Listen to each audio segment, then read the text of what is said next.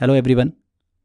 आज के इस वीडियो लेक्चर में बायोलॉजी का एक काफ़ी इंपॉर्टेंट टॉपिक है प्लांट किंगडम, जिसको हम अच्छे से स्टडी करने वाले हैं। देखिए, बायोलॉजी की दो शाखाएं होती है, एक होती है बॉटनी और दूसरी होती है जूलॉजी। बॉटनी के अंदर हम प्लांट की स्टडी करते हैं, उसी के अंतर्गत प्लांट किंगडम को पढ़ा जाता है। तो प्लांट किंगडम से एग्जाम के अंदर बहुत सारे क्वेश्चंस पूछे जाते हैं और बहुत बड़ा टॉपिक है ये। तो इस टॉपिक को हम सिंगल वीडियो के अंदर ख़त्म करेंगे। मैं आपको देखिए इस टॉपिक से 6-7 वीडियो दे सकता हूँ अलग अलग तोड़ के, बट आप उससे कंफ्यूज ही होगे। तो मैंने आपके लिए इसीलिए सिंगल वीडियो प्लान किया है कि आप एक ही फ्लो में ये टॉपिक जो है पूरा ख़त्म करो। तो प्लांट किंगडम को हम पढ़ने वाले हैं, तो इस लेक्चर के फ्लो को थोड़ा सा हम समझ लेते हैं। प्लांट किंगडम के अंदर फ्रेंड्स हम यहाँ पर टाइप डिस्कस करेंगे, पादप जगत के प्रकारों को हम डिस्कस करेंगे, जिसमें मैं आपको थैलोफाइटा, ब्रायोफाइटा, ट्रेक्योफाइटा, ये सब क्या होती है प्लांट की कैटेगरी, इनको हम अच्छे से डिस्कस करेंगे। इनके अंदर भी और भी कैटेगरी होती है जिनसे लेटेस्ट में अभी एग्जाम में क्वेश्चन जो है वो पूछे जाते हैं। मतलब प्लांट में जो वास्कुलर सिस्टम होता है, सीड फॉर्मेशन होता है, उनके आधार पर इनको अलग अलग भाग में विभाजित किया जाता है कि किसी प्लांट में बीज नहीं पाया जाता है, किसी में पौधों का शरीर जो होता है उसमें जड़, तना, पत्ती इन सब में विभाजित नहीं होता है, और किसी प्लांट में इन सभी पार्ट में विभाजित होता है। तो इस तरीके से उनकी अलग अलग कैटेगरी है जो कि हम इस भाग के अंदर डिस्कस करेंगे। इसके बाद हम प्लांट फिजियोलॉजी डिस्कस करेंगे, जिसमें फोटोसिंथेसिस की प्रोसेस जो होती है वो क्या होती है, प्रकाश संश्लेषण की, जिससे भी एग्जाम के अंदर अक्सर क्वेश्चन पूछे जाते हैं। इसके बाद प्लांट टिश्यू को हम डिस्कस करेंगे। फोटोसिंथेसिस प्रोसेस में प्लांट के अंदर जो भोजन बना है वो भोजन किस तरीके से उस प्लांट के अंदर फ्लो होता है, कौन उसके लिए रिस्पॉन्सिबल होता है, कौन से टिश्यूज़ रिस्पॉन्सिबल होते हैं, टिश्यूज़ का काम क्या होता है, वो सब हम इसके अंदर पढ़ने वाले हैं। इसके बाद प्लांट हार्मोन्स को हम डिस्कस करेंगे, जो कि पौधे के विभिन्न अंगों में पहुंचकर उनकी वृद्धि के लिए रिस्पॉन्सिबल होते हैं। फिर हम बायो फर्टिलाइज़र की बात करेंगे, जैव उर्वरक की, जो कि क्या होते हैं, मिट्टी में उन्हें मिलाया जाता है और वो मिट्टी की उर्वरकता को बढ़ा देते हैं, जिससे पौधों के विकास में फ़ायदा होता है। तो उनको हम डिस्कस करेंगे। इसके बाद प्लांट मॉर्फोलॉजी को हम पढ़ेंगे, पादप आकारिकी। ये बॉटनी की वो शाखा होती है जिसमें पौधों की बाह्य संरचना, जो सरफेस स्ट्रक्चर होता है, उसके बारे में पढ़ा जाता है, जैसे कि जड़, तना, पत्ती, फूल, पुष्प, इनके बारे में हम डिस्कस करेंगे। आपने अक्सर देखा होगा कि आप गाजर खाते हो या मूली खाते हो तो वो क्या है, वो एक प्रकार की जड़ होती है। आलू हम खाते हैं तो वो क्या होता है, तना होता है। तो इस तरीके से हम यहाँ पर जो है वो स्टडी करने वाले हैं। एग्जाम में ऐसे ही क्वेश्चंस पूछे जाते हैं। इसके बाद हम प्लांट डिसीज़ के बारे में बात करेंगे, प्लांट से रिलेटेड इंपॉर्टेंट रोगों को डिस्कस करेंगे जो एग्जाम में पूछे जाते हैं। एंड लास्ट में हम plants and their edible part को अच्छे से कंप्लीट करेंगे। इसमें हम ऐसे पार्ट को डिस्कस करेंगे, जैसे कि एग्जाम में ऐसा पूछा जाता है कि मैंगो जो होता है उसमें कौन सा वाला भाग जो होता है वो खाने योग्य होता है, तो वो होता है मध्य फल भित्ति, मतलब मेसोकार्प। तो ऐसे बहुत सारे ऐसे फ्रूट्स हैं जिनसे एग्जाम के अंदर क्वेश्चन पूछे जाते हैं, तो हम यहाँ पर वो भाग कंप्लीट करेंगे। तो इस तरीके से ये पूरा फ्लो है इस टॉपिक का जो कि हम पढ़ने वाले हैं। तो चलिए एक एक करके हम स्टार्ट करते हैं। सबसे पहले हम पादप जगत के प्रकारों को डिस्कस करते हैं। देखिए फ्रेंड्स, प्लांट किंगडम की बात कर रहे हैं, पादप जगत की बात कर रहे हैं हम। तो यहाँ पर जो प्लांट का शरीर होता है, प्लांट की बॉडी होती है, उसे हम वास्कुलर सिस्टम और सीड फॉर्मेशन के आधार पर कई प्रकार से विभाजित कर सकते हैं। तो संवहनी तंत्र और बीज निर्माण के आधार पर इन्हें 3 भागों में बांटा गया है। एक है थैलोफाइटा, सेकेंड है ब्रायोफाइटा, और तीसरा है ट्रेक्योफाइटा। सीधे एग्जाम में देखिए फ्रेंड्स, यहाँ से क्वेश्चन पूछते हैं, ध्यान से स्ट्रक्चर को समझना आप। थैलोफाइटा में हम क्या पढ़ेंगे, पौधों का जो शरीर होता है वो जड़, तना और पत्तियों में विभाजित नहीं रहता है। तो ऐसे कौन कौन से पौधे होते हैं, उनसे रिलेटेड क्वेश्चन जो है वो बनते हैं, तो वो हम थैलोफाइटा के अंदर पढ़ेंगे। फिर हम ब्रायोफाइटा की बात करेंगे, जहाँ पर ऐसे पौधे आते हैं जो कि जल और थल दोनों पे पाए जाते हैं और इनके अंदर बीज जो होता है वो नहीं पाया जाता है। फिर हम ट्रेकोफाइटा के बारे में पढ़ेंगे। ट्रेकोफाइटा में क्या होता है, इस प्रकार के प्लांट में जड़, तना और पत्ती जो होती है वो पाई जाती हैं। क्लियर। अब ट्रेकोफाइटा के भी फ्रेंड्स 3 टाइप होते हैं। एक होता है टेरिडोफाइटा, सेकेंड होता है एंजियोस्पर्म और तीसरा होता है जिम्नोस्पर्म। तो ये 3 टाइप होते हैं ट्रेक्योफाइटा के। यहाँ पर एंजियोस्पर्म जो होता है उसके भी 2 भाग हम यहाँ पर स्टडी करेंगे। एक करेंगे मोनोकोट्स को और दूसरा है डाइकोट, मतलब एक बीजपत्री और द्विबीजपत्री। तो इस तरीके से ये प्लांट का पूरा स्ट्रक्चर है। डायरेक्ट एग्जाम में यहाँ से क्वेश्चन जो है वो पूछे जा रहे हैं। अभी इस स्ट्रक्चर से ही क्वेश्चन पूछ लेते हैं, तो इसको हमको दिमाग में बिल्कुल रखना है। 3 मेन टाइप हैं, थैलोफाइटा, ब्रायोफाइटा, ट्रेक्योफाइटा। ट्रेक्योफाइटा के भी 3 पार्ट हैं, टेरिडोफाइटा, एंजियोस्पर्म और जिम्नोस्पर्म। और एंजियोस्पर्म जो है उसके 2 टाइप हैं, मोनोकोट्स और डाइकोट। क्लियर हुआ आपको? चलिए अब एक एक करके हम डिटेल में सबको पढ़ेंगे। सबसे पहले हम बात करते हैं थैलोफाइटा की। थेलोफाइटा जो है फ्रेंड्स, ये पौधों का सबसे बड़ा संघ है, लार्जेस्ट यूनियन है ये प्लांट्स का। इस टाइप के पौधों का जो शरीर होता है उसमें जड़, तना, पत्तियाँ ये सब नहीं पाई जाती हैं, बल्कि ये एक थैलस मतलब एक संरचना के रूप में रहता है, इसीलिए इसे थेलोफाइटा कहते हैं। एक थैलीनुमा संरचना में रहता है। इस टाइप के प्लांट्स में संवहनी ऊतक जो होते हैं, वास्कुलर टिश्यूज, वो नहीं पाए जाते हैं। अब हम आगे पढ़ेंगे प्लांट टिश्यूज़ क्या होते हैं, पर उससे पहले मैं आपको थोड़ा सा टिश्यू के बारे में बता देता हूँ कि यहाँ पर जो हम वास्कुलर टिश्यूज़ के बारे में बात कर रहे हैं ये होते क्या हैं। देखिए, संवहनी ऊतक, वास्कुलर टिश्यू की बात कर रहे हैं हम, तो इससे मतलब है हमारा जाइलम और फ्लोएम, दो टिश्यू से।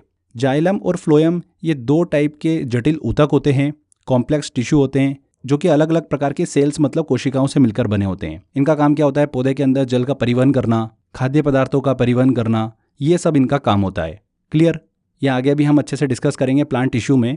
तो इस तरीके से संवहनी ऊतक जो होते हैं, वास्कुलर टिश्यूज जो होते हैं, ये थेलोफाइटा के अंदर नहीं पाए जाते हैं।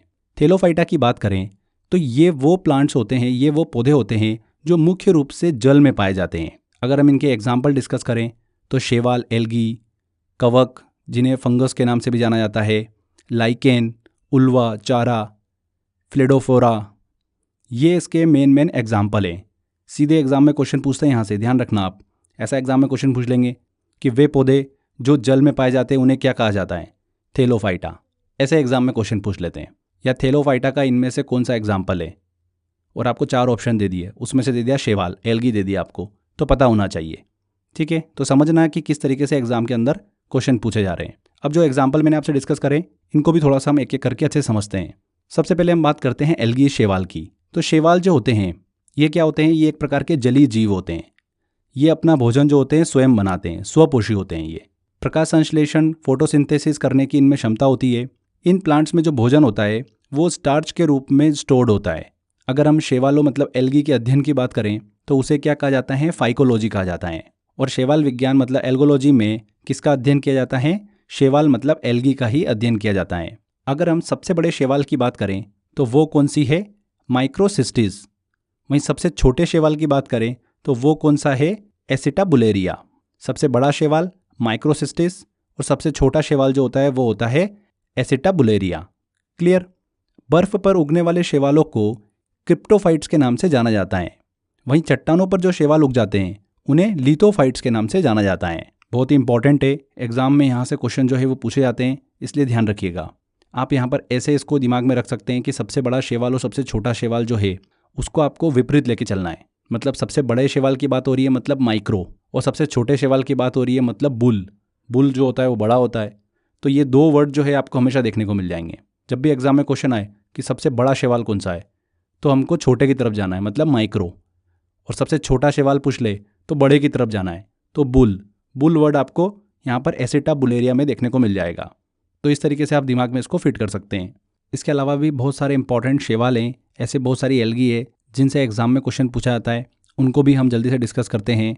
एक शैवाल होता है ट्राइकोडेस्मियम एरिथियम। ये जो शैवाल है, लाल सागर में जो लाल रंग है वो इसी शैवाल के कारण है, तो उसके लिए रिस्पॉन्सिबल है ट्राइकोडेस्मियम एरिथ्रियम। ठीक है, इसके बाद एक ऐसा शैवाल है जिसे तालाब या फिर जल के रेशम के रूप में जाना जाता है। वो कौन सा है? वो है स्पाइरोगायरा शैवाल। इंपॉर्टेंट है ये। एक शैवाल है जो कि कीचड़ में पाया जाता है, उसका नाम है कारा। इसके बाद क्लोरेला शैवाल की बात करें तो क्लोरीन नामक प्रतिजैविक जो है वो इसी शैवाल से बनाई जाती हैं। एंड लास्ट में बहुत ही इंपॉर्टेंट सारगासम। सारगासम नामक जो शैवाल है, एल्गी है, यह भोजन के रूप में उपयोग होने वाली एक समुद्री शैवाल है जिसे खाया जाता है। किसे खाया जाता है? सारगासम को। वेरी वेरी इंपॉर्टेंट है, एग्जाम में 2 से 3 बार ये क्वेश्चन जो है वो पूछा जा चुका है। और एक ऐसा शैवाल है जो कि बहुत ही खतरनाक है, सेफेल्यूरास। इस शैवाल के कारण चाय में जो है वो रोग उत्पन्न हो जाता है। कौन सा रोग हो जाता है? इन पौधों पर लाल कीट रोग जो है वो उत्पन्न हो जाता है। ध्यान रखना है, सेफेल्यूरास एल्गी के कारण। तो ये कुछ और इंपॉर्टेंट एल्गी जो हमने डिस्कस करी। इसके बाद हम बात करते हैं थेलोफाइटा का ही एक एग्जाम्पल है कवक, जिसे हम फंगस के नाम से जानते हैं। कवक के अध्ययन को क्या बोलते हैं? माइकोलॉजी कहा जाता है। इसमें क्लोरोफिल जो होता है वो नहीं पाया जाता है। कवक जो होते हैं ये परपोषी होते हैं, मतलब दूसरों की मदद से अपना भोजन बनाते हैं। क्लियर? अगर कुछ इंपॉर्टेंट एग्जाम्पल अगर हम देखें कवक के, तो यीस्ट होता है जो कि किण्वन की प्रोसेस प्रोसेस ऑफ फर्मेंटेशन में सहायक होता है। आपने देखा होगा जो ये ब्रेड वगैरह बनती है वहाँ पर इसको यूज़ किया जाता है, ईस्ट को। इसके अलावा पेनिसिलियम नोटाटम नामक एक कवक है, इसी से ही पेनिसिलिन नामक औषधि की खोज हुई थी। एंड एक बहुत ही इंपॉर्टेंट कवक है स्ट्रेप्टोमाइसिन निग्निकेंस, इसमें विटामिन B12 जो होता है वो प्रचुर मात्रा में पाया जाता है। तो ये 3 इंपॉर्टेंट कवक है जो कि हमको पता होना चाहिए, एग्जाम में क्वेश्चंस बन जाता है। इसके बाद हम देखिए थैलोफाइटा का लास्ट एग्जाम्पल और डिस्कस करते हैं, लाइकेन। यहाँ से भी क्वेश्चन बनते हैं। लाइकेन क्या होते हैं?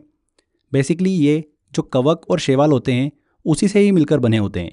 और लाइकेन जो होते हैं यह सहजीविता प्रदर्शित करते हैं, सिम्बोइसिस को प्रदर्शित करते हैं। यहाँ पर सहजीविता का अर्थ क्या है कि दोनों जो होते हैं वो एक दूसरे का पोषण करते हैं। कौन? कवक और शैवाल। कवक जल, खनिज, लवण, विटामिन इन सभी को शैवाल को देता है। वहीं शैवाल जो होता है वो क्या काम करता है? फोटोसिंथेसिस की प्रोसेस करता है, कार्बोहाइड्रेट का निर्माण कर कर कवक को देता है, फंगस को देता है। मतलब यहाँ पर ये एक दूसरे का पोषण कर रहे हैं। इसी को क्या बोलते हैं? सहजीविता बोलते हैं। तो लाइकेन जो है वो सहजीविता को प्रदर्शित करता है। लाइकेन जो होता है ये वायु प्रदूषण का भी सूचकांक होता है। मतलब यह वायु में सल्फर और नाइट्रोजन जैसे वायुमंडलीय प्रदूषकों के प्रति बहुत ही ज़्यादा संवेदनशील हैं। प्रदूषण बढ़ने के कारण लाइकेन की जो आबादी होती है उसमें गिरावट दर्ज की जाती है। तो ये चीज़ ध्यान रखिएगा, एग्जाम में पूछा गया था ये पॉइंट। लाइकेन के अध्ययन की बात करें तो इसे क्या कहा जाता है? लाइकेनोलॉजी। नाम से स्पष्ट है तो इसको याद रखने की भी आपको दिक्कत नहीं होगी। तो ये थैलोफाइटा हमने अच्छे से डिस्कस किया। आगे बात करते हैं ब्रायोफाइटा की। ये ऐसे प्लांट का समूह होता है जिसमें बीज जो होता है वो नहीं पाया जाता है। इसी के साथ साथ इसमें संवहनी ऊतक जो होते हैं, वास्कुलर टिश्यूज़, वो भी नहीं होते हैं। जाइलम और फ्लोएम जैसे जो कि पानी और खाद्य पदार्थों का संवहन करे, वो भी इसमें नहीं पाए जाते हैं। और ब्रायोफाइटा वाले प्लांट जो होते हैं वो जल और थल दोनों पर उगते हैं। इसीलिए इसे प्लांट जगत के उभयचर के रूप में जाना जाता है। किसे? ब्रायोफाइटा को। वेरी वेरी इंपॉर्टेंट है। SSC में ये अभी रिसेंटली क्वेश्चन भी पूछा गया था कि इनमें से किसे प्लांट जगत का उभयचर कहा जाता है, एम्फीबियंस कहा जाता है। तो किसे कहा जाता है? ब्रायोफाइटा को। उभयचर का मतलब ये होता है कि जल और थल दोनों में रह सकते हैं। ठीक है। ब्रायोफाइटा का जो आकार होता है वो थैलस नुमा होता है। इनमें जड़ जो होती है वो नहीं होती है, लेकिन तने और पत्तियों के जैसी संरचना जो है, स्ट्रक्चर जो है वो दिखाई देता है। कुछ इंपॉर्टेंट अगर हम ब्रायोफाइटा के एग्जाम्पल देखें तो उसमें आता है मोसेस, जिन्हें हरिता कहा जाता है, hornwort, liverwort, marchantia, very very important, riccia और स्फेग्नम। ये जो मैंने आपको 4-5 एग्जाम्पल बताएं ये वेरी वेरी इंपॉर्टेंट है। सीधे एग्जाम में यहाँ से एग्जाम्पल से क्वेश्चन पूछते हैं, तो बिल्कुल दिमाग में हमको छाप लेना है इसको। कौन कौन से एग्जाम्पल हैं यहाँ पर? Moses, hornwort, liverwort, Marchantia, Riccia और स्फेग्नम। मार्केंशिया से तो 2 से 3 बार क्वेश्चन पूछा है, मोसेस से भी क्वेश्चन पूछा है। तो ये सब क्या हैं? ब्रायोफाइटा हैं। थोड़ा सा जल्दी से अगर हम इनको डिटेल में डिस्कस करें, मोसेस की बात करें तो इस पौधे में वास्तविक जड़ों का जो होता है वो अभाव होता है। इनकी अगर हम देखिए लंबाई देखें तो 1 से 10 सेंटीमीटर की होती हैं बस, और छायादार और नम जगहों पर ये जो होते हैं समूहों में उगते हैं। मोसेस जो है ये बिना जड़ का पौधा है। अभी वर्तमान में इसकी 1200 से अधिक जातियाँ जो है वो पाई जाती हैं। वहीं हॉर्नवर्ट की बात करें तो ये एक महान जलीय पौधा है। लीवरवर्ट की बात करें तो ये छायादार और नम जगहों पर समूहों में उगते हैं। क्लियर? तो थोड़ा सा आपको समझ में आया होगा। यहाँ पर अगर हम ब्रायोफाइटा वर्ग का सबसे बड़ा पौधा डिस्कस करें तो वो कौन सा है? डोसोनिया है। वहीं ब्रायोफाइटा का सबसे छोटा पौधा जो होता है वो कौन सा होता है? ज़ूओप्सिस होता है। दोनों चीज़ें बहुत ही इंपॉर्टेंट है। डोसनिया सबसे बड़ा पौधा और ज़ूओप्सिस सबसे छोटा पौधा। इसके बाद हम बात करते हैं ट्रेकियोफाइटा की। इस प्रकार के प्लांट में जड़, तना और पत्ती जो होती है वो पाई जाती हैं। इन प्लांट्स में संवहनी ऊतक मतलब वास्कुलर टिश्यूज़ जो होते हैं वो भी पाए जाते हैं। इन प्लांट्स को 3 पार्ट में डिवाइड किया हुआ है, टेरिडोफाइटा, एंजियोस्पर्म और जिम्नोस्पर्म। यहाँ पर फ्रेंड्स बिल्कुल एक चीज़ आप दिमाग के अंदर फिट कर लेना, थैलोफाइटा के हमने कोई भी टाइप डिस्कस नहीं करे, ब्रायोफाइटा के हमने कोई भी टाइप डिस्कस नहीं करे, बस हम ट्रेकियोफाइटा के टाइप डिस्कस कर रहे हैं। 3 टाइप डिस्कस कर रहे हैं इसके, टेरिडोफाइटा, एंजियोस्पर्म और जिम्नोस्पर्म। क्लियर? सबसे पहले हम टेरिडोफाइटा को लेते हैं। तो टेरिडोफाइटा के अंदर जो प्लांट्स आते हैं उसमें फूल और बीज नहीं पाए जाते हैं। इन प्लांट्स में जैसे कि मैंने आपको बताया वास्कुलर टिश्यूज़ जो होते हैं वो पाए जाते हैं। इसके अंदर जो मुख्य पौधा होता है वो बीजाणुभिद होता है, मतलब स्पोरोफाइट होता है, जिसमें प्रायः जड़, तना, पत्ती ये सब उपस्थित होती हैं। अगर हम टेरिडोफाइटा के एग्जाम्पल डिस्कस करें तो उसके अंदर आते हैं fern, main fern, dicksonia, lycopodium, horsetail, marsilea और सिलेजिनेला। ये सीधे सीधे एग्जाम में क्वेश्चन पूछा हुआ था कि फर्न, मेन फर्न, डिक्सोनिया जो है ये किसके एग्जाम्पल हैं? तो ये टेरिडोफाइटा के एग्जाम्पल हैं। तो बहुत इंपॉर्टेंट एग्जाम्पल है, इनको बिल्कुल दिमाग में रखना है आपको। Fern, main fern, dicksonia, lycopodium, horsetail, marsilea और सिलेजिनेला, ये टेरिडोफाइटा के एग्जाम्पल। इसके बाद हम बात करते हैं फ्रेंड्स जिम्नोस्पर्म की। ऐसे प्लांट होते हैं जिनके बीजों के ऊपर खोल या फिर आवरण जो होता है वो नहीं पाया जाता है। इन्हें ही अनावृत बीजी मतलब जिम्नोस्पर्म कहा जाता है। इनमें प्लांट्स के बीजों में अंडाशय जो होता है वो नहीं पाया जाता है। इन पौधों की विशेषता क्या होती है? इनमें मूसला जड़ होती है, पत्तियाँ, फूल और बीज पाए जाते हैं, पर इनमें फल नहीं पाए जाते हैं। इस टाइप के जो प्लांट्स होते हैं ये पहाड़ी क्षेत्रों में ज़्यादा देखने को मिलते हैं, जिम्नोस्पर्म वाले। अगर हम इनके एग्जाम्पल डिस्कस करें तो है cycas, Pinus, strawberry, conifer, psyched, ginkgo, ginkgo, ये सभी जिम्नोस्पर्म मतलब अनावृत बीजी के एग्जाम्पल हैं। सबसे छोटा अगर हम जिम्नोस्पर्म प्लांट डिस्कस करें तो वो कौन सा है? जेमिया पिग्मिया है। वेरी वेरी इंपॉर्टेंट है ये। जिम्नोस्पर्म के एग्जाम्पल दिमाग में जरूर रखिएगा आप, cycas, Pinus, strawberry, conifer, psyched और जिंको।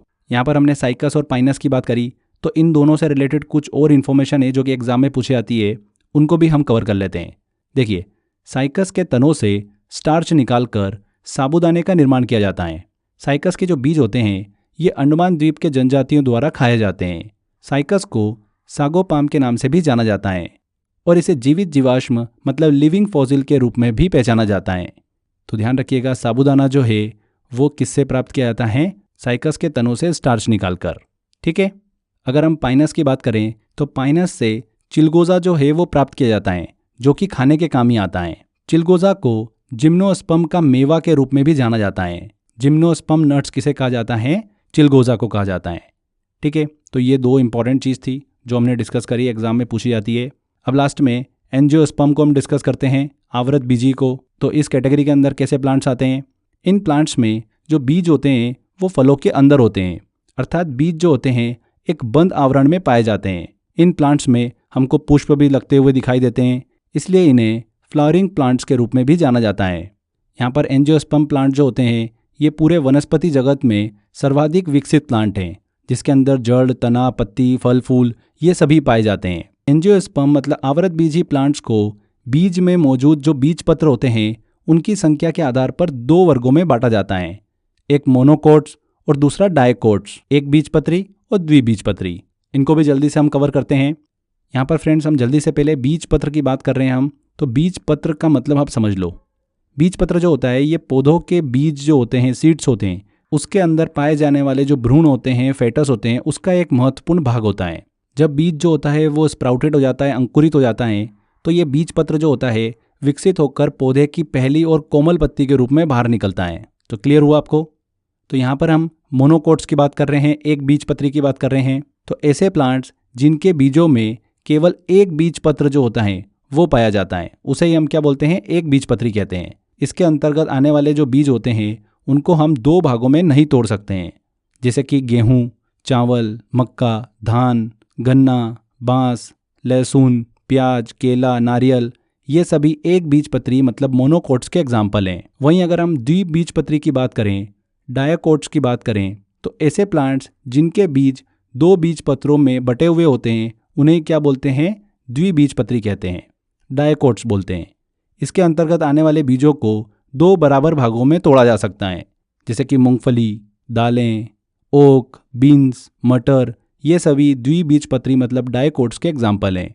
तो हमारी एग्जाम के अंदर इनके एग्जाम्पल से ही सीधे क्वेश्चन जो है वो पूछ ले जाते हैं।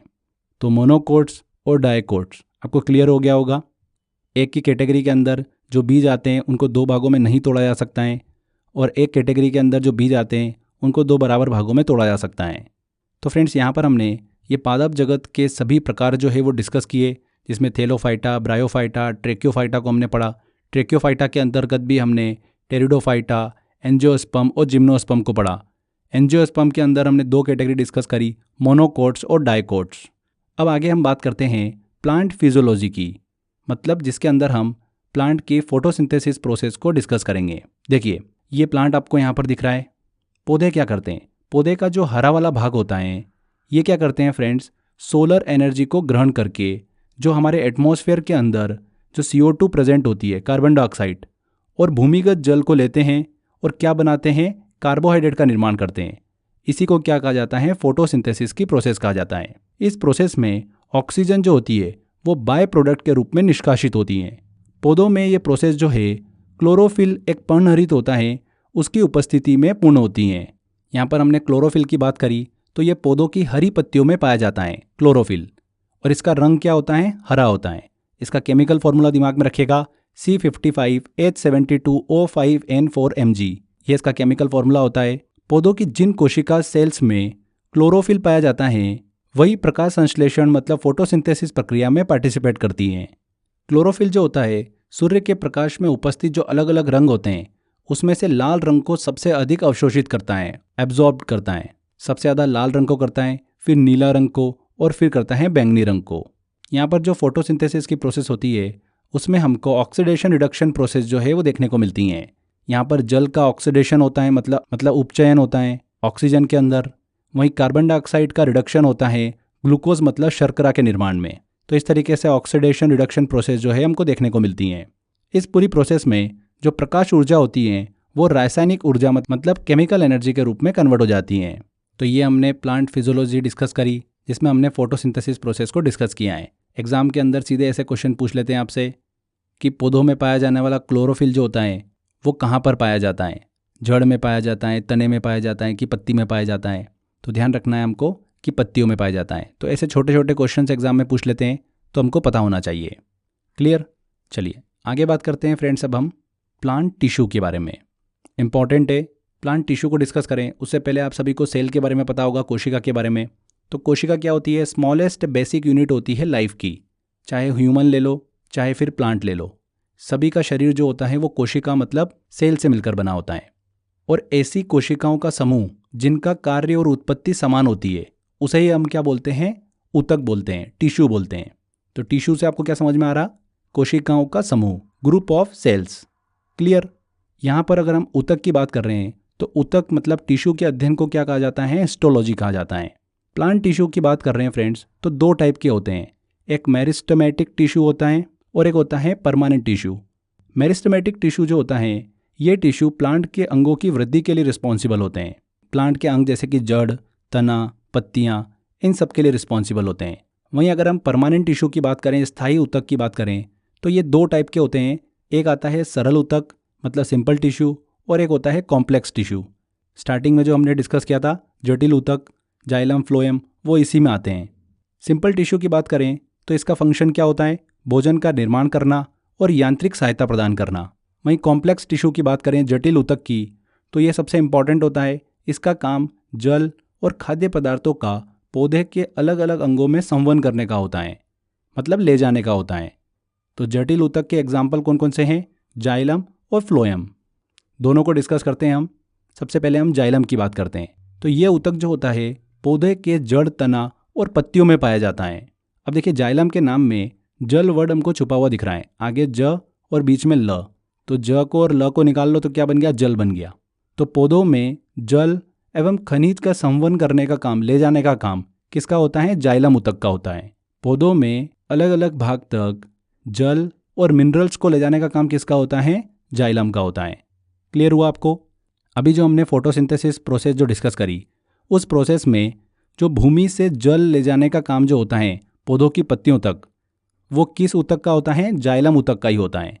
यहाँ पर एक चीज़ ध्यान रखिएगा, किसी भी प्लांट की अगर हमको आयु पता करना होती है कि उसकी एज क्या हो गई है, तो जाइलम ऊतक मतलब जाइलम टिश्यू के जो एनुअल रिंग्स होती है, वार्षिक वलय होते हैं, उसको गिनकर ही आयु का पता लगाया जाता है। इसके बाद हम बात करते हैं फ्लोएम टिश्यू की। तो ये टिश्यू जो होता है ये भी पौधे के जड़, तना और पत्तियों में पाया जाता है। ये पत्तियों ने जो भोजन का निर्माण कर लिया है फोटोसिंथेसिस प्रोसेस के द्वारा, उसे पौधों के अन्य भाग तक पहुंचाने का काम किसका होता है, इस फ्लोएम टिश्यू का होता है। समझ में आया आपको? मिट्टी में से जल और जो मिनरल्स हैं उसको पौधे के अलग अलग भाग तक ले जा रहा है, और पत्तियों ने जो भोजन बनाया है फोटोसिंथेसिस के द्वारा, उस बने हुए भोजन को पौधे के अलग अलग अंगों तक ले जाने का काम कौन करता है, फ्लोएम करता है। ये समझ में आ गया आपको? तो ये हमने जाइलम और फ्लोएम को अच्छे से डिस्कस किया। तो ये हमने प्लांट टिश्यू को समझा। आगे बात करते हैं प्लांट हार्मोन की। प्लांट हार्मोन क्या होते हैं? पौधे के विभिन्न अंगों में पहुंचकर उनकी वृद्धि को नियंत्रित करने का काम जो है वो कौन करते हैं? हार्मोन करते हैं। अब पौधों के अंदर अलग अलग टाइप के हार्मोन जो होते हैं वो पाए जाते हैं। ये कौन कौन से होते हैं? ऑक्सिन्स, जिब्रेलिन्स, साइटोकाइनिन, एथिलीन, फ्लोरीजेंस, ये सभी हार्मोन जो होते हैं वो हमको देखने को मिलते हैं। अब सबका काम क्या क्या होता है वो भी हम डिस्कस करते हैं। ऑक्सिन जो होते हैं ये पौधे के तने की वृद्धि में सहायक होते हैं और जड़ वृद्धि को भी नियंत्रित करते हैं। जिब्रेलिन्स की बात करें तो यह भी तने की वृद्धि में सहायक होते हैं। खास बात यहाँ पर ध्यान रखिएगा कि जो बोने पौधे होते हैं उनको ये लंबा कर देते हैं, जिब्रेलिन्स। साइटोकाइनिन हार्मोन की बात करें तो ये कोशिका विभाजन के लिए बहुत ही इंपॉर्टेंट होते हैं। वहीं एथिलीन की बात करें तो ये एकमात्र ऐसा हार्मोन होता है जो कि गैसीय अवस्था में होता है, जो फलों को पकाने में बहुत ज़्यादा सहायक होता है। तो एथिलीन के द्वारा ही फलों को जो है वो पकाया जाता है। बहुत ही इंपॉर्टेंट है, ये एग्जाम में पूछा भी गया है, ध्यान रखिएगा इस चीज़ को। लास्ट में फ्लोरीजेंस की बात करें तो ये फूल खिलाने वाला हार्मोन होता है जो कि फूलों के खिलने में मदद करता है। वेरी वेरी इंपॉर्टेंट है। सबसे पहले हमने जो ऑक्सिन्स की बात करी थी, इसका एक देखिए छोटा सा कॉन्सेप्ट है कि ऑक्सिन्स की मात्रा जो होती है वो तने में अगर ज़्यादा है तो ये पौधे की वृद्धि अच्छे से करता है, पर अगर ऑक्सिन्स की मात्रा जड़ में ज़्यादा हो जाती है तो वो वृद्धि को रोक देता है। तो ये ऑक्सिन्स हार्मोन की कहानी है कि कहाँ पर इसकी अधिकता से पौधों की वृद्धि जो है वो इफेक्ट खाती है। तने में अधिकता के कारण पौधों की वृद्धि अधिक होती है, पर जड़ में अधिकता के कारण पौधों की वृद्धि जो है वो रुक जाती है। क्लियर? आगे बात करते हैं फ्रेंड्स अब हम बायो फर्टिलाइज़र की, जैव उर्वरक की। तो जैव उर्वरक बायो फर्टिलाइज़र क्या होते हैं? ऐसे सूक्ष्म जीव होते हैं जिन्हें मिट्टी में मिलाने पर उस मिट्टी की उर्वरकता जो है वो बढ़ जाती है और पौधों के विकास में ये बहुत ही ज़्यादा फायदा पहुंचाते हैं।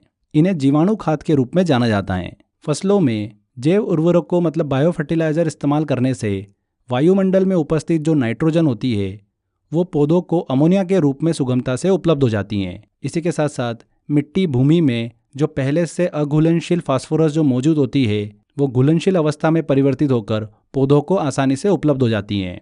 देखिए यहाँ पर एक चीज़ समझने वाली है कि हमारा जो वायुमंडल है उसमें नाइट्रोजन बहुत अधिक मात्रा में, लगभग 78% हमारी नाइट्रोजन है और पौधों को नाइट्रोजन की ज़रूरत होती है, पर पौधे डायरेक्टली नाइट्रोजन को नहीं ले सकते। पृथ्वी के मिट्टी में जो मौजूद नाइट्रोजन है उसको अपने जड़ों के माध्यम से वो लेते हैं, अवशोषित करते हैं, जो कि पौधों के पोषण और वृद्धि के लिए आवश्यक होती हैं। समझ में आया आपको? तो पौधे जो है मिट्टी में मौजूद नाइट्रोजन को अच्छी तरीके से ले पाए, जो अघुलनशील फास्फोरस है वो घुलनशील अवस्था में परिवर्तित होकर पौधों के द्वारा उसे भी आसानी से लिया जा सके, उसके लिए जैव उर्वरक मतलब बायो फर्टिलाइज़र का इस्तेमाल किया जाता है। समझ में आया होगा आपको? बायो फर्टिलाइज़र जो है ये प्राकृतिक हैं, इसीलिए इनके प्रयोग से भूमि की उर्वरकता और शक्ति जो है वो बढ़ती हैं। बायो फर्टिलाइज़र रोग जनकों को पनपने नहीं देते हैं, मिट्टी में मौजूद कई हानिकारक पदार्थों को नष्ट कर देते हैं जो कि पौधों की बीमारियों का कारण भी बन सकते हैं। क्लियर हुआ आपको? अगर कुछ इंपॉर्टेंट हम बायो फर्टिलाइज़र की बात करें तो उसमें नाम आता है एजोला एवं एनाबिना का। इनका धान की फसल में प्रमुख रूप से उपयोग किया जाता है। एजोला की बात करें तो पानी में पनपने वाला छोटे बारीक पौधे की एक जाति का होता है जिसे वैज्ञानिक भाषा में फर्न कहा जाता है। हमने टेरिडोफाइटा में डिस्कस किया था। टेरिडोफाइटा के एग्जाम्पल हमने पढ़े थे, फर्न, मैन फर्न, डिक्सोनिया, तो उसी जाति का ये पौधा होता है। एजोला की जो पंखुड़ियाँ होती है उसमें एनाबिना नामक नील हरित काई के जाति का एक सूक्ष्म जीव पाया जाता है जो कि सूर्य के प्रकाश में वायुमंडलीय नाइट्रोजन फिक्सेशन करता है और हरे खाद की तरह फसल को नाइट्रोजन की पूर्ति करता है। समझ में आया आपको? यहाँ पर हमने नाइट्रोजन फिक्सेशन की बात करी, तो ये उस प्रोसेस को कहते हैं जिसके द्वारा पृथ्वी की वायुमंडल की नाइट्रोजन जो होती है वो अमोनिया में कन्वर्ट होकर पौधों को मिलती है। तो ये एजोला एनाबिना हमने डिस्कस किया। इसके अलावा इंपॉर्टेंट बायो फर्टिलाइज़र में नाम आता है नील हरित शैवाल का। इसे साइनोबैक्टीरिया भी कहा जाता है। नील हरित काई जो है एक जैविक खाद है। ये एक प्रकार का सूक्ष्मजीवी होता है जो कि नाइट्रोजन फिक्सेशन कर धान की फसल को आंशिक मात्रा में नाइट्रोजन की पूर्ति करता है। इसके अलावा एक और बायो फर्टिलाइज़र है इंपॉर्टेंट, राइजोबियम। ये भी बैक्टीरिया हैं जो कि नाइट्रोजन फिक्सेशन कर नाइट्रोजन का यौगीकरण कर दलहनी फसल को आंशिक मात्रा में नाइट्रोजन की पूर्ति करता है। दलहनी फसल के लिए सर्वाधिक उपयुक्त जैविक उर्वरक है राइजोबियम।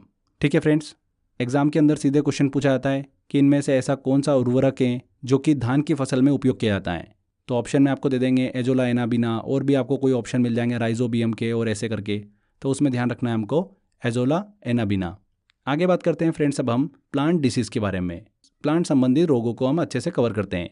तो प्लांट के अंदर जो रोग हमको देखने को मिलते हैं उसका सबसे बड़ा कारण जो होता है वो क्या होता है, फफूंद होता है, कवक होता है। कुछ इंपॉर्टेंट रोगों को डिस्कस करें तो उसमें देखिए सबसे पहला आता है टिक्का रोग, ये मूंगफली से संबंधित है। खेरा रोग, ये राइस का एक प्रसिद्ध रोग है जो कि जस्ते मतलब जिंक की कमी के कारण होता है। ब्लैक हार्ट रोग, ये आलू में होता है। भंडारण में जब ऑक्सीजन की कमी हो जाती है उसके कारण आलू में ये रोग जो है वो देखने को मिलता है, ब्लैक हार्ट रोग। इसके बाद आता है मार्श रोग, ये मटर में होने वाला एक रोग है जो कि मैग्नीज की कमी के कारण होता है। इसके बाद आता है वाइट बर्ड रोग, मक्के में होने वाला एक रोग है जो कि जिंक की कमी के कारण ही होता है। जिंक की कमी से मक्के में सफ़ेद कली बनती है जिससे इसे सफ़ेद कली नामक रोग भी कहा जाता है। वाइट बर्ड रोग मक्के में देखने को मिलता है। इसके अलावा येलो वेन मोजेक रोग, ये भिंडी की मुख्य समस्या है। विषाणुजन्य रोग हैं, सफ़ेद मक्खी इस विषाणु का वाहक होती हैं। भिंडी में देखने को मिलता है येलो वेन मोजेक रोग। इसके बाद ब्लैक रस्ट रोग और वाइट रस्ट रोग की बात करें तो ब्लैक रस्ट रोग जो है ये रोग गेहूं से संबंधित हैं, ये गेहूं की गुणवत्ता को कम कर देता है। वहीं वाइट रस्ट रोग जो होता है ये सरसों मतलब मस्टर्ड का एक प्रमुख रोग है, ये एक कवक जनित रोग है जो कि सिस्टोपस कवक द्वारा फैलता है। तो ब्लैक रस्ट रोग और वाइट रस्ट रोग ध्यान रखिएगा, ब्लैक रस्ट रोग जो है ये गेहूं से संबंधित है, वहीं वाइट रस्ट रोग जो है ये सरसों मतलब मस्टर्ड से संबंधित है। यहाँ पर फ्रेंड्स हमने गेहूं के संबंधित रोगों की बात करी थी, तो उसमें दो रोग और दिमाग में रखिएगा, करनाल बंट रोग और टुंडू रोग। ये दोनों भी गेहूं से संबंधित ही रोग हैं जो कि गेहूं की गुणवत्ता में कमी कर देते हैं। आगे देखिए लाल सड़न रोग की बात करें जो कि गन्ने में देखने को मिलता है, ये भी फंगस मतलब कवक के कारण होता है। इस रोग के कारण गन्ने के तने और पत्तियों में लाल धारियाँ जो है वो उत्पन्न हो जाती हैं। इरगाट रोग की बात करें तो ये बाजरे में देखने को मिलता है, ये भी एक कवक के कारण होने वाला रोग है। तो ये हमने देखिए प्लांट की कुछ इंपॉर्टेंट डिसीज़ को डिस्कस किया जिनसे एग्जाम के अंदर सीधे क्वेश्चन जो है वो पूछे जाते हैं। आई होप आपको क्लियर हुआ होगा। इसके बाद फ्रेंड्स आगे हम बात करते हैं प्लांट मॉर्फोलॉजी की, पादप अकारिकी की। पादप अकारिकी वनस्पति विज्ञान की वह शाखा है जिसमें पौधों की बाह्य संरचना जैसे कि जड़, तना, पत्ती, फूल, फल, इनके रूपों और गुणों के बारे में अध्ययन किया जाता है। अब प्लांट मॉर्फोलॉजी में हम दो चीज़ें पढ़ेंगे, एक जड़ और एक तना। अब बात करें कि इनसे किस तरीके के क्वेश्चन पूछे जाते हैं, तो इनके एग्जाम्पल से क्वेश्चन पूछे जाते हैं कि मूली, गाजर ये क्या है, तो ये एक जड़ है जिसे खाया जाता है। वहीं आलू, अदरक ये सब चीज़ें क्या हैं, ये सब तने हैं जिन्हें खाया जाता है, पर इनके भी टाइप हैं। तो हम वही चीज़ें इस भाग के अंदर डिस्कस करने वाले हैं। तो सबसे पहले हम जड़ों की बात करें तो जड़ मतलब रूट के दो टाइप होते हैं, एक टैप रूट और दूसरा एस्थेटिक रूट। अब टैप रूट से ही एग्जाम के अंदर क्वेश्चन पूछे जाते हैं, तो हमको यही पढ़ना है। टैप रूट के एग्जाम्पल क्या क्या हैं, मूसला जड़ों के मूली, गाजर, शकरकंद, शलजम और चुकंदर, ये सभी जो हैं ये टैप रूट है, मूसला जड़ें हैं जिन्हें खाया जाता है। सीधे एग्जाम में यही क्वेश्चन पूछ लेते हैं, क्लियर। इसके बाद हम बात करते हैं स्टेम की, मतलब तने की। तो पौधे का ऐसा भाग जो कि अंकुरित बीज के प्रांकुर से निर्मित होता है और भूमि के ऊपर रहता है उसे हम क्या बोलते हैं, तना कहते हैं। पर ऐसा नहीं है कि भूमि के ऊपर जो रहता है उसी को हम तना बोलते हैं, अंडरग्राउंड स्टेम भी हमको देखने को मिलते हैं जिन्हें खाया जाता है, तो वही हम डिस्कस करेंगे। तने के देखिए 3 टाइप होते हैं, एक होता है अंडरग्राउंड स्टेम, दूसरा होता है एरियल स्टेम और तीसरा होता है सब एरियल स्टेम। अब जो एग्जाम्पल पूछा जाता है वो अंडरग्राउंड स्टेम से पूछा जाता है, भूमिगत तने से रिलेटेड। तो क्या होता है भूमिगत तना, तने का वह भाग जो भूमि के अंदर रहता है उसे क्या बोलते हैं, भूमिगत तना कहा जाता है। अब अंडरग्राउंड स्टेम के अंदर कुछ एग्जाम्पल अगर हम देखें, आलू, अदरक, हल्दी, वाटर लिली, अरबी, केसर, लहसुन, प्याज, ये सभी जो होती है ये भूमिगत तने के अंतर्गत आती हैं। अब हमको फ्रेंड्स यहाँ पर अंडरग्राउंड स्टेम जो है उसके भी 4 टाइप देखने को मिलते हैं जिनसे एग्जाम में क्वेश्चन पूछते हैं। ये 4 टाइप कौन कौन से होते हैं, ट्यूबर, राइजोम, कॉर्म और बल्ब। ये 4 टाइप के भूमिगत तने हमको देखने को मिलते हैं। ट्यूबर को कंद कहा जाता है, राइजोम को प्रकंद कहा जाता है, कॉर्म को घनकंद कहा जाता है, वहीं बल्ब को शल्ककंद कहा जाता है। एक एक करके कुछ कुछ बेसिक चीज़ें इनकी वो भी हम देख लेते हैं। कंद की बात करें तो ये फूले हुए भूमिगत तने होते हैं, इसमें तने जो होते हैं वो भोज्य पदार्थों को एकत्रित करके रखते हैं। इसका सबसे अच्छा एग्जाम्पल है आलू। आलू क्या है, ट्यूबर है, कंद है। इसके बाद आता है राइजोम। राइजोम क्या है, एक संशोधित भूमिगत पौधे का तना होता है। ये क्षैतिज तने होते हैं, हॉरिजॉन्टल तने होते हैं जो कि भूमिगत बढ़ते हैं और अपनी गांठों से जड़ें जो है वो बाहर निकालते हैं। राइजोम के एग्जाम्पल देखें तो वो कौन कौन से हैं, प्रकंद के अदरक, हल्दी, ये इसके सबसे अच्छे एग्जाम्पल हैं जो कि एग्जाम में पूछे जाते हैं। ट्यूबर स्तंभकंद का एग्जाम्पल आलू, प्रकंद राइजोम का एग्जाम्पल क्या है, अदरक और हल्दी। इसके बाद कॉर्म की बात करते हैं अपन, घनकंद की बात करते हैं। तो यह तना जो होता है वो प्रकंद का ही एक संघनित मतलब कंडेंस्ड रूप होता है। इसका सबसे अच्छा एग्जाम्पल है अरबी। एंड लास्ट में आता है बल्ब, जिसे शल्ककंद कहा जाता है। इस प्रकार का भूमिगत तना जो होता है बहुत ही छोटे छोटे शल्क पत्रों से मिलकर बना होता है। इसमें केंद्रीय कली के चारों ओर पत्तियों की परतें होती हैं और ये जो पत्तियां होती हैं भोज्य पदार्थों को एकत्रित करके मांसाल मतलब फ्लेशी का रूप ले लेती हैं। मतलब इसमें जो भाग खाने वाला होता है उसे हम क्या बोलते हैं, मांसाल पर्ण मतलब फ्लेशी लीव कहते हैं। और सबसे अच्छे इसके एग्जाम्पल है प्याज, लहसुन, ये इसके एग्जाम्पल हैं। तो प्याज में जो खाने वाला भाग होता है वो कौन सा होता है, फ्लेशी लीव्स, मांसाल पर्ण। क्लियर हुआ आपको? यही एग्जाम में देखिए अभी रिसेंटली क्वेश्चन पूछा गया था और बार बार यही क्वेश्चन पूछे जाते हैं। तो इनके एग्जाम्पल से क्वेश्चन पूछते हैं। अगर मैं छोटे से मैं जल्दी से आपको कवर करूं तो टैप रूट के एग्जाम्पल, मूसला जड़ों के एग्जाम्पल हो गए मूली, गाजर, शकरकंद, शलजम और चुकंदर। अगर हम तने की बात करें तो अंडरग्राउंड स्टेम की हमने बात करी, 4 टाइप के होते हैं। ट्यूबर, उसका एग्जाम्पल क्या है, आलू। राइजोम, उसका एग्जाम्पल क्या है, अदरक और हल्दी। कॉर्म की बात करें, घनकंद की, तो उसका अच्छा एग्जाम्पल क्या है, अरबी। और शल्ककंद बल्ब की बात करें तो उसमें आते हैं लहसुन और प्याज। क्लियर हो गया होगा आपको? अब आगे बढ़ते हैं। इस टॉपिक का आखिरी भाग हम डिस्कस करते हैं, पौधे एवं उसके खाने योग्य भाग, plants and their edible parts. यहाँ से भी एग्जाम में हमको क्वेश्चन देखने को मिलते हैं। तो जल्दी से छोटा सा पार्ट है, इसको भी हम कवर कर लेते हैं। सबसे पहले हम बात करते हैं मध्य फल भीति वाले फलों की। मध्य फल भीति को इंग्लिश में कहा जाता है मेसोकॉर्प। तो ऐसे फल जिनका मध्य फल भीति वाला भाग खाया जाता है, मेसोकॉर्प वाला भाग जो है वो खाया जाता है।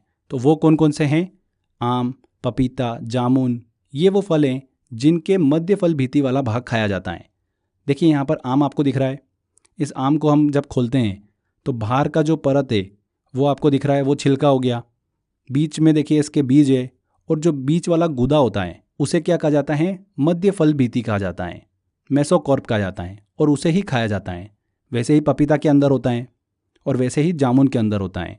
क्लियर हुआ आपको? तो आम, पपीता और जामुन, ब्लैकबेरीज, ये वो फ्रूट्स हो गए जिनके मध्य फल भीति वाला भाग जो है वो खाया जाता है।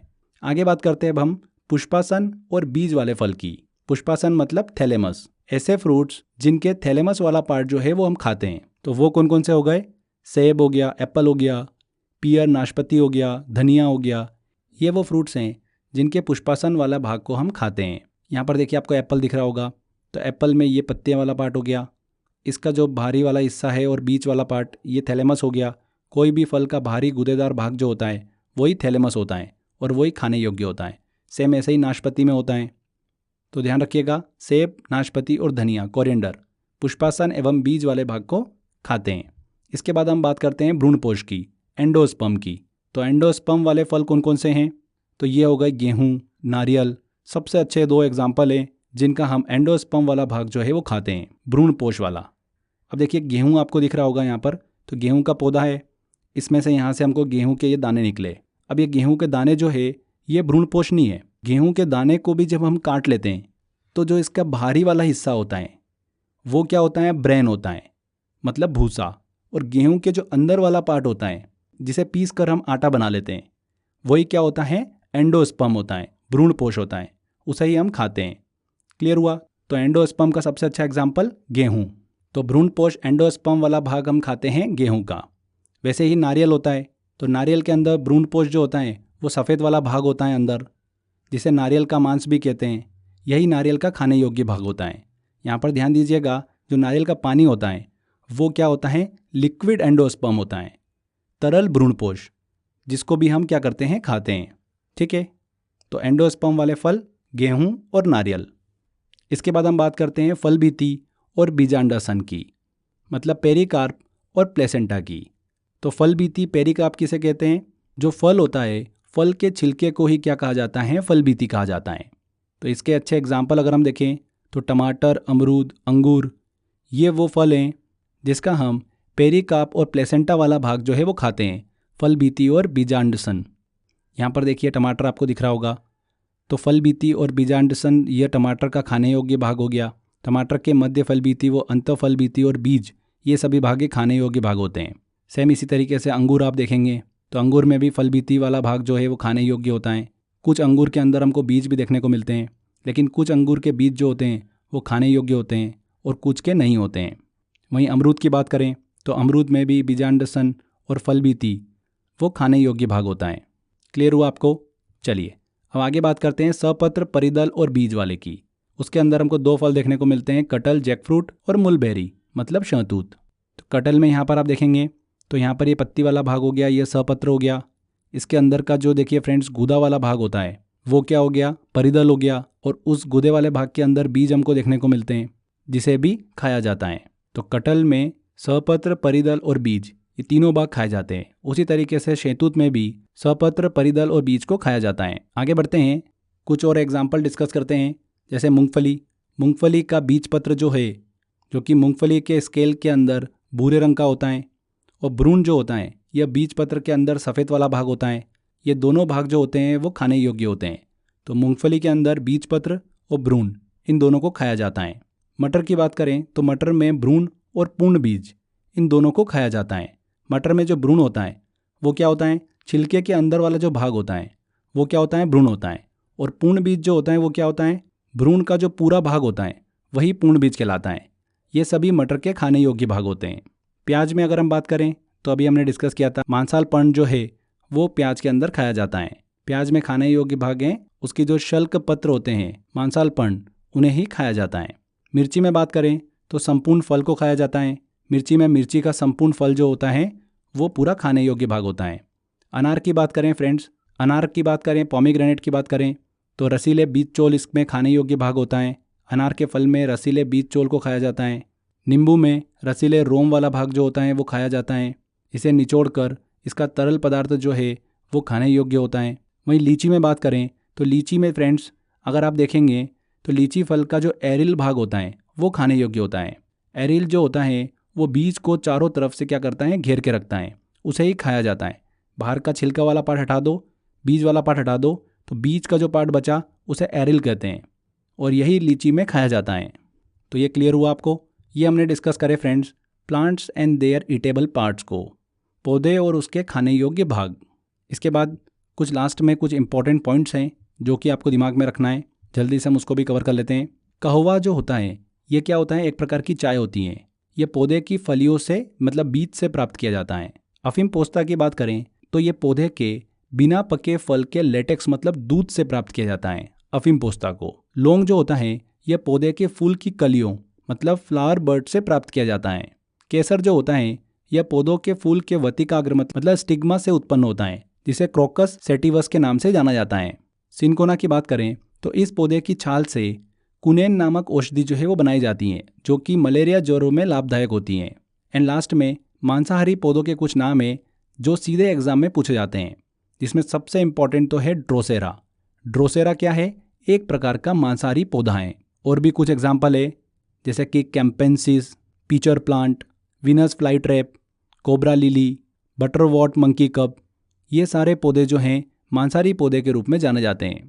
इनमें से सबसे इंपॉर्टेंट फ्रेंड्स दिमाग में रखिएगा ड्रोसेरा। तो यहाँ पर देखिए हमारा ये प्लांट किंगडम वाला टॉपिक जो है वो कंप्लीट होता है। हमने अच्छे से प्लांट के टाइप्स को डिस्कस किया, प्लांट फिजियोलॉजी पढ़ा हमने, जिसमें प्रकाश संश्लेषण, फोटोसिंथेसिस प्रोसेस को डिस्कस किया, प्लांट टिश्यू के बारे में पढ़ा, प्लांट हार्मोन को हमने डिस्कस किया, बायो फर्टिलाइज़र, प्लांट मॉर्फोलॉजी, पादप आकारिका के बारे में हमने बात करी, प्लांट डिसीज़ को भी कंप्लीट किया, एंड लास्ट में plants and their edible parts को भी कंप्लीट कर लिया है। तो ये पूरा प्लांट किंगडम हमारा कंप्लीट होता है। क्वेश्चन इसके बाहर बिल्कुल भी नहीं जाएगा। ये जो मैंने कंटेंट आपको दिया है ये बिल्कुल एकदम प्योर कंटेंट है। सीधे सीधे इन्हीं में से एग्जाम के अंदर क्वेश्चन जो है वो पूछे जाते हैं। अब आपको करना क्या है, अच्छे से थ्योरी पढ़ना है। अभी हम देखिए कुछ क्वेश्चंस भी सॉल्व करेंगे, और मैंने आपको टेस्ट के अंदर इस टॉपिक से रिलेटेड बहुत अच्छे अच्छे क्वेश्चंस दिए हैं। आपको लगातार उन क्वेश्चंस की प्रैक्टिस करना है, बार बार वो क्वेश्चंस लगाने, टॉपिक को रिवाइज करना है और बार बार वो क्वेश्चंस लगाने। जितनी बार आप ये क्वेश्चंस लगाओगे उतना आपको फ़ायदा मिलने वाला है। सीधे सीधे एग्जाम में यही क्वेश्चन जो है वो पूछे जाते हैं, और मैंने क्वेश्चंस भी वैसे ही बनाए कि आपको बिल्कुल सेम टू सेम क्वेश्चन जो है वो एग्जाम में देखने को मिले। चलिए मैंने कुछ क्वेश्चंस निकाले हैं, 10-15 क्वेश्चंस हैं, जल्दी से उनको सॉल्व करते हैं। टेस्ट के अंदर मैंने आपको ज़्यादा क्वेश्चंस दे रखे हैं प्रैक्टिस के लिए, आप उनको बार बार लगाइएगा। अभी बस हम ये देख रहे हैं कि एग्ज़ाम के अंदर किस तरीके से क्वेश्चंस पूछे जाते हैं और हमको किस तरीके से उनको सॉल्व करना है। एंजियोस्पर्म को बीज में मौजूद बीज पत्रों की संख्या के आधार पर कितने समूहों में विभाजित किया गया है? तो एंजियोस्पर्म को 2 पार्ट में डिवाइड किया गया है, मोनोकोट्स और डायकोट्स। यहाँ पर ए आंसर सही होगा 2। निम्न में से कौन सा ब्रायोफाइटा का एक सामान्य प्रकार है? तो मर्चेंटिया यहाँ पर देखिए ऑप्शन दिख रहा है हमको, जो कि ब्रायोफाइटा का एक सामान्य प्रकार है, डी आंसर। निम्नलिखित में से कौन सा एक मांसाहारी पौधा है? तो ड्रोसेरा जो है ये एक मांसाहारी पौधा है, बी आंसर। निम्नलिखित में से कौन सा पादप जगत द्विबीजपत्री और एक बीजपत्री में विभक्त होता है? तो कौन सा होता है? एंजियोस्पर्म। 2 पार्ट में देखिए हमने इसको स्टडी किया था, द्विबीजपत्री और एक बीजपत्री, मोनोकोट्स और डायकोट्स। अभी लेटेस्ट एग्जाम में क्वेश्चन पूछा गया था। अगला क्वेश्चन आता है, निम्न में से किस वनस्पति जगत के पौधों को शैवाल के नाम से जाना जाता है? तो थैलोफाइटा के अंदर आते हैं शैवाल, एल्गी, कवक, लाइकेन, ये सभी आते हैं थैलोफाइटा के अंदर। निम्नलिखित में से कौन सा पादप जगत का उपसमूह नहीं है? थैलोफाइटा है, बिल्कुल है, एंजियोस्पर्म भी है, टेरिडोफाइटा भी है, हेमिकोर्डेटा जो है ये पादप जगत का कोई भी समूह नहीं है। फाइकोलॉजी निम्न में से किसके अध्ययन से संबंधित है? फाइकोलॉजी यहाँ पर शैवालों के अध्ययन को कहा जाता है। निम्न में से किस फसल में एजोला एवं एनाबिना जैव उर्वरक का उपयोग किया जाता है? किस फसल में किया जाता है इन बायो फर्टिलाइजर का उपयोग? चावल में, धान की फसल में। चिलगोजा निम्न में से किस एक प्रजाति के बीज से प्राप्त होता है? तो चिलगोजा जो है ये प्राप्त किया जाता है पाइन से। निम्न में से कौन जैव उर्वरक के रूप में उपयोग होता है? राइजोबियम भी होता है, दलहनी फसलों में उपयोग किया जाता है इसका, नीलहरी शैवाल का भी किया जाता है, एजोला का भी किया जाता है। तो उपयोग तो सभी का जैव उर्वरक के रूप में उपयोग किया जाता है। कवक का अध्ययन क्या कहलाता है?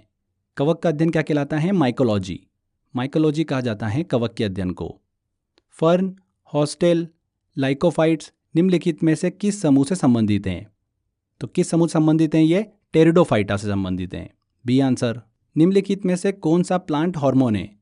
बहुत बार ये क्वेश्चन पूछा जाता है, तो कौन सा है फ्रेंड्स? साइटोकाइनिन। साइटोकाइनिन एक प्लांट हार्मोन है जो कि कोशिका विभाजन के लिए आवश्यक होता है।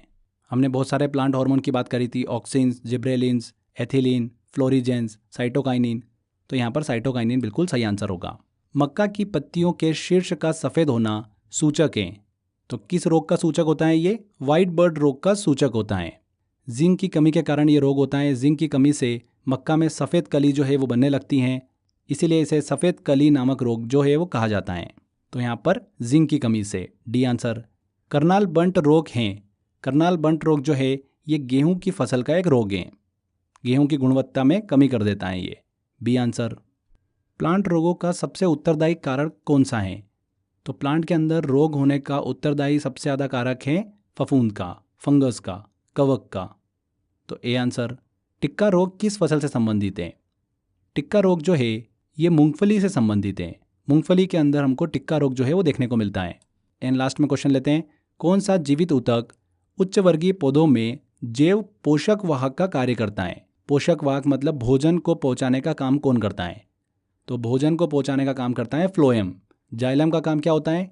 जल और मिनरल्स को पहुंचाना होता है।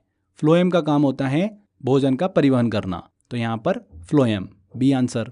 तो फ्रेंड्स इस तरीके से क्वेश्चन जो है एग्जाम के अंदर पूछे जाते हैं। कितनी आसानी से हमने सारे क्वेश्चंस लगा लिए हैं। अगर आप थ्योरी को अच्छे से स्टडी करोगे, जितना इन्फॉर्मेशन मैंने आपको दिया है उतना अगर अच्छे से पढ़ लोगे, जो कि मैंने आपको बहुत सिंपल तरीके से ही बताया है, बिल्कुल भी आपको दिक्कत नहीं होने वाली है। और बार बार इस टॉपिक का जो मैंने टेस्ट दे रखा है उसकी प्रैक्टिस करो। 101% प्लांट किंगडम से आपका क्वेश्चन बिल्कुल सही होगा। ठीक है, तो ये टॉपिक हमारा यहीं कंप्लीट होता है। मैंने टेस्ट के अंदर बहुत अच्छे अच्छे क्वेश्चंस दे रखे हैं, आप लगातार उनकी बस प्रैक्टिस करते रहो। तो इस टॉपिक को यहीं ख़त्म करते हैं, मिलते हैं नेक्स्ट वीडियो में। Bye bye.